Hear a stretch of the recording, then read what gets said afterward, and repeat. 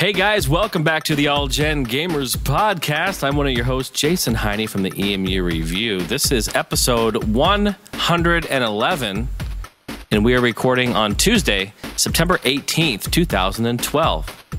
Also joined with all of our good friends here. We've got Mr. John Gamester81, traveling man. How are you, John? I'm good, Jason. What's going on, bro? Not much, man. And we are joined by the most metalist Jesus of them all, the Metal Jesus Rocks. What up, Jason? Hey, man. How's it going? It is going wonderfully. Fantabulous. And we have the busy college boy, Pete Dorr. How you doing, Pete? Doing well. Excellent. So this is our first episode back from PAX. And as confusing as it may be for some people. Yes, it is. It may be.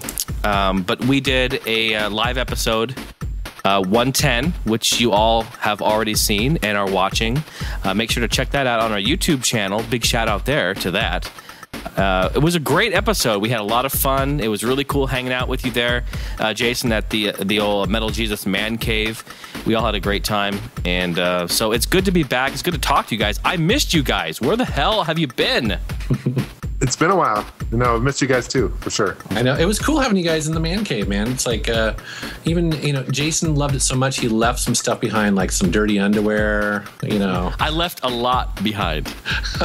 What I was doing is I was hoping that, like, I put a few things under his pillow. I just hoped, like, he would be sitting there and, get a little whiff of something. Yeah, a little whiff of Heine. Yeah. Oh, that's a Gamester one right there. Love it. I love it. So, yeah, it's good to be back. Good to talk to you guys again. And it was a good episode. So thanks for joining us. We'll see you guys later. I know. We had a good time. We shot an I Hate You episode. Oh, my gosh. So hey, Jason, when is that going to be up, man? As soon as you send me the money, because I know that you're going to be totally embarrassed. It's going down. It's going to be ransom. No, actually, I'm going to release it this Friday. So by the time this podcast comes out, people will be able to go to my channel and watch the four of us competing. For those that don't know, the I Hate You series of video games is basically my attempt to kind of recreate friends sitting on the couch, playing games old school, trash talking, having fun. And at PAX, I convinced you guys to come over and record an episode of that. And I'm curious, what did you guys think? It was unlike anything I didn't realize I've done.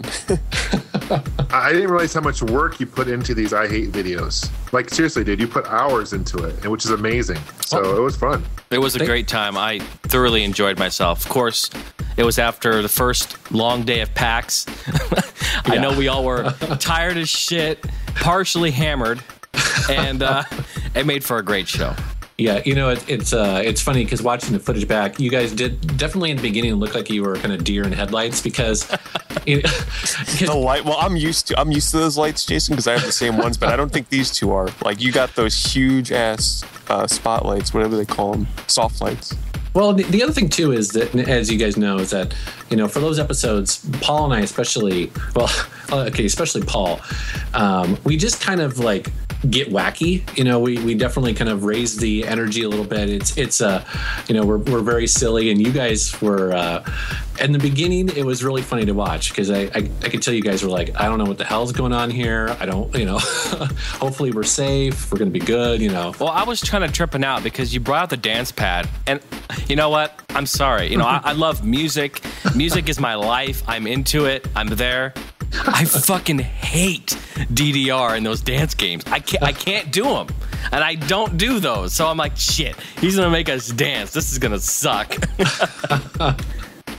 Yeah. So the other part of this series I like to do is make my friends play like the worst games possible, and yeah, that was fun to do. Although, when I mentioned it was playing Frogger with a dance pad, you guys seem to go, okay. I breathed a sigh of relief. Yeah, we all lit up there. That was great. That was awesome. Although, what's with the Frogger though? Like the old school Frogger, but not old school Frogger. Like, what's with that? Like, you have a hard time finding a version that actually was the old school Frogger for the PS2, which is weird.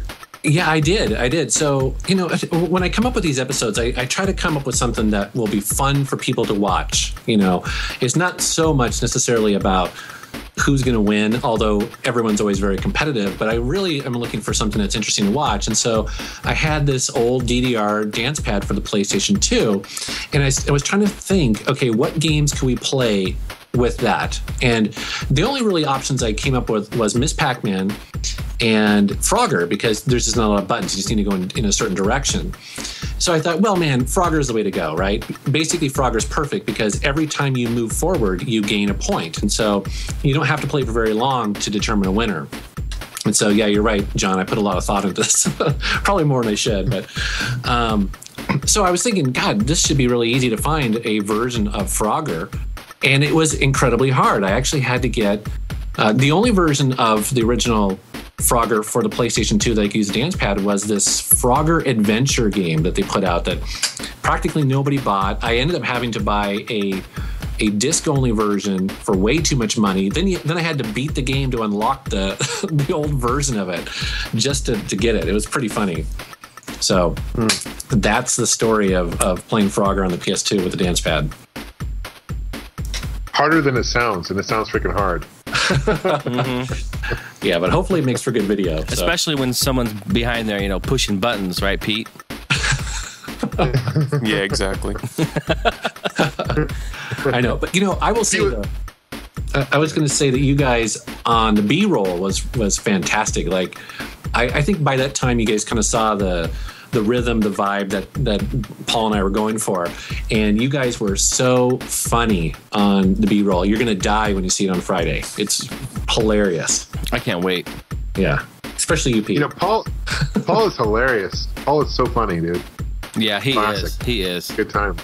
And he's that way. Like, occasionally I'll get comments on my channel. It's like, oh, Paul is acting or whatever. I mean, he definitely is kind of hyper energetic, and he's certainly silly, but he's so funny. He just is wacky all the time.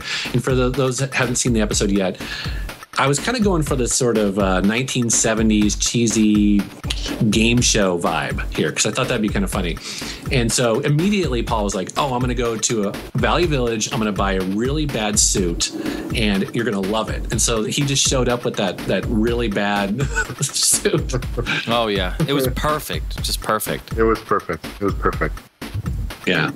So that's cool. So I'm curious, guys, how was I'm curious about how the game chasing went on Monday when I left, because I saw Metal Judas. I saw your video and you guys kind of went out, but I was curious about what you guys found and what you guys think about the shops that you guys went to. Sucked.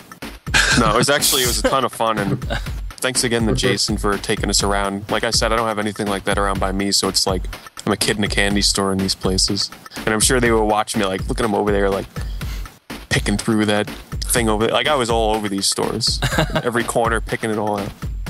Dude, you are fun to go shopping with because you see stuff that nobody sees, like those two Sega Saturn games, the Necronomicon game, the pinball one, and then also the shooter. Yeah, I think the shooter is the best way to put it. What is it? Tsukio Genkai or some crazy shit like that.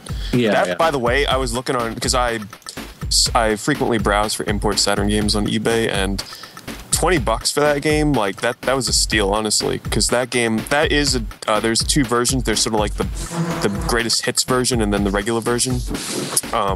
They both tend to go for around the same price of like at least $50. So that was a steal for that game. Yeah, it was in perfect condition. So I guess I have a question for you though. I mean, how do you feel about the prices of the stores in Seattle? They were kind of hit or miss. Like, for example, stuff like those two games, like those are priced below, actually pretty much well below what they go for on eBay. Some stores had it like, they'd hit the nail right on the head with the prices. Other stores would be priced way too high. Like a good example, when we were at Al's Games and Records, I found that Pac-Man Anniversary Collection in the box on Game Boy Advance for $6, which was a good price. That's probably about maybe a little cheaper than what I'd pay for it on eBay. And then when we went to Amazing Heroes later that day, that guy had the same game there, probably with the manual, but he was charging $40 for it. Like, that is crazy inflated. I don't know where the hell he came up with that price. But just as another example, probably one of my better finds was Sunset Riders for the Super Nintendo complete in pretty good condition for $55, and that's like half the price of what it goes for on eBay. Yeah, so that's a good deal on that one. You never know what you'll find sometimes. That's cool. And what'd you pick up, Jason?